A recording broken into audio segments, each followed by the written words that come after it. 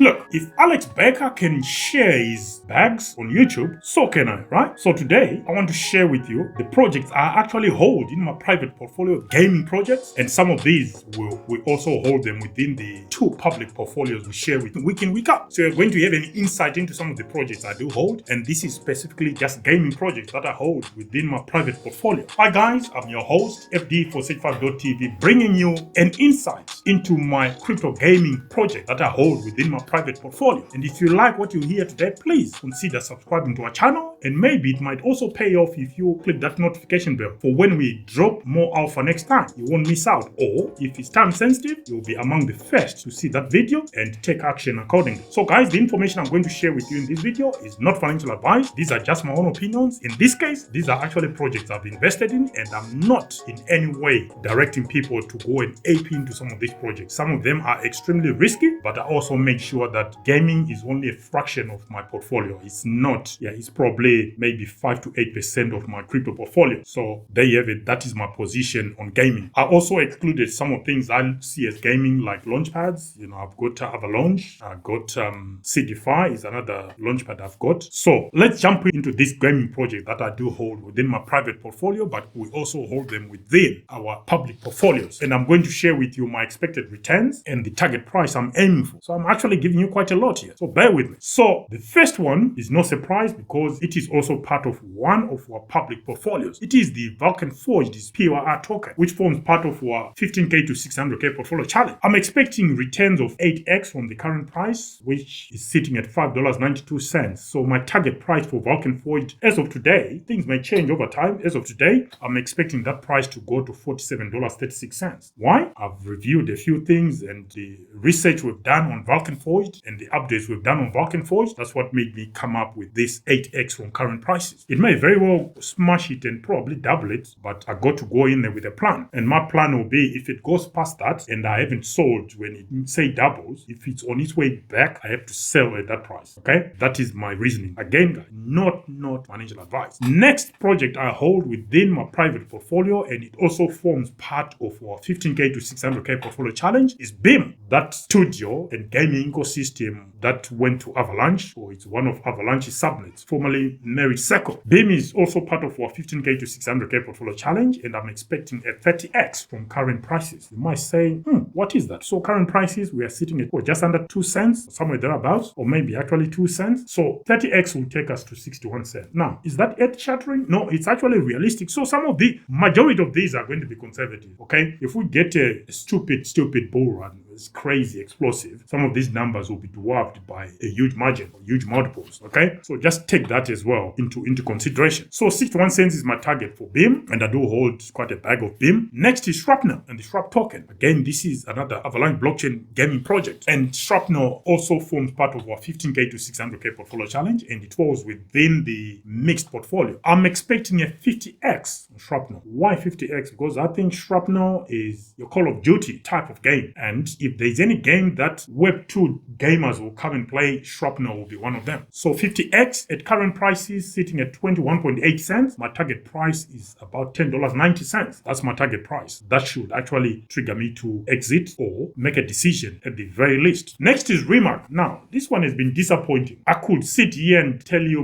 the whole story why I'm disappointed with where RMRK is, the direction it's been taking. Yeah, quite disappointing. I wasn't expecting that, but there you go. And at one point, it was actually the largest gaming and metaverse project I held. Now, with all the other things coming through, it's becoming less so. So RMRK now is moved. It's moved from Kusama, then that's the token that is moved Kusama. Then it went to a number of blockchains on Kusama and Polkadot. Now it's going to Base, and it's tiring. It's tiring. Why? But there you go. It's each to their own. They do what they want because it is still their project. It's not community owned in any sense if this is the case. So RMRK, I'm expecting at current prices, I'm expecting an 8x. Yeah, that's shocking, right? Because at one point I was expecting RMRK to smash $100 easy. Now I'm expecting an 8x, which at current prices of around $2.10, that's only $16.80. Now, I have to be conservative with things like this because I don't know whether gaming will actually come back within this cycle. Maybe it's at this time already and it's not coming back until the next cycle. I don't know that. So I got to be realistic. So when the RMRK token reaches a price of around $16.80, I got to make a decision. Now, I don't have to sell. But like I said, for VulcanForged, I can make a decision that, okay, I will ride it all the way, but if I haven't sold whilst it's up there, I cannot let it go past $16.80. That's my take. Moving on, I've got Bit.countrypioneer and the NEER token. I think this has been renamed and rebranded again.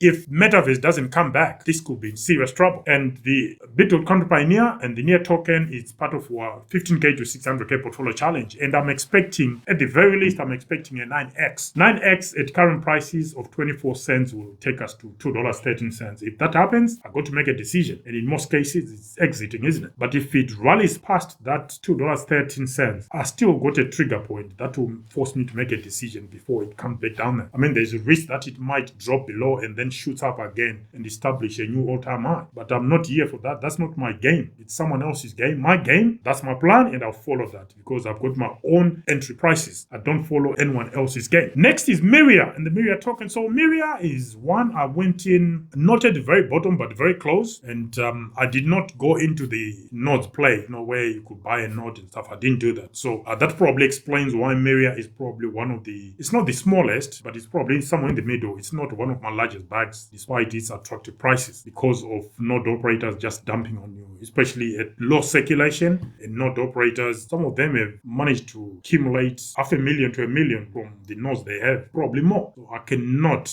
be part of that. I just gave myself exposure. So Myria forms part of our 2K to 100K late entrant as well. And I'm expecting, from current prices, I'm expecting a 26x. So current prices is almost 9/10 of a cent. I'm expecting 23 cents, and then I exit. I'm fine with that. Next is Star Atlas and the Atlas stock. So Atlas, again, part of 2K to 100K portfolio challenge. I'm expecting a 30x at current prices of 4.2 cents. At 13 cents, I got to make a decision. That is my plan, okay? Next is ImmutableX. Again, part of our 2K to 100K portfolio challenge. I'm expecting at current prices 11x. I got to make a decision. 11x will take us to $26.24. So yeah, I got to make a decision on that price. Next is Blockchain Monster and the BCMC token, part of our 2K to 100K portfolio challenge as well. I'm expecting a 23x. So current price 0.6 of a cent. I'm expecting about 15 cents if it can get there. Mind you, this is a token that went all the way past $1 when it first launched, but most of these projects may never see their all-time high again. So 15 cents, I got to make a decision. If I want to exit or want liquidity, that will be my trigger. I can sell it at that. But if it flies past that, I can always ride it all the way to the top and possibly all the way to the down, but before it reaches that 15 cents. Next is Illuvium. Now, this actually at one point became so big, my Illuvium bag within my gaming portfolio. Now, not so much because I've got other things now. And